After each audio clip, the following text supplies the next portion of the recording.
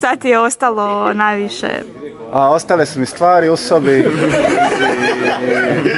i ne znam, ručak mi je ostao još i svjedočanstvo. Na duhovnoj obnovi je bilo super, najviše nam se svidjelo zajedništvo i pozivamo i vas da dođete iduće godine i da se družite sa nama i da poznate nove prijatelje. Pa, duhovna obnova, što samo ime kaže, duh mi je obnovila. Najviše je ostalo sjećanje, druženje, svjedočanstva, duhovni savjeti, ispovid, sama Euharistija. Pečatljivo u svakom pogledu i preporučio bi svakome. Blaška je predsjednik naše Frame. Ovo moraš objaviti, a Frama Poljuca ona piše.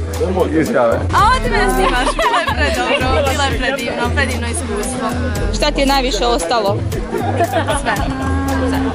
Klanjanje najviše. Bilo je super, hrana je bila super, bilo je jako lijepo klanjanje i misa i bilo je jako super kad smo pjevali.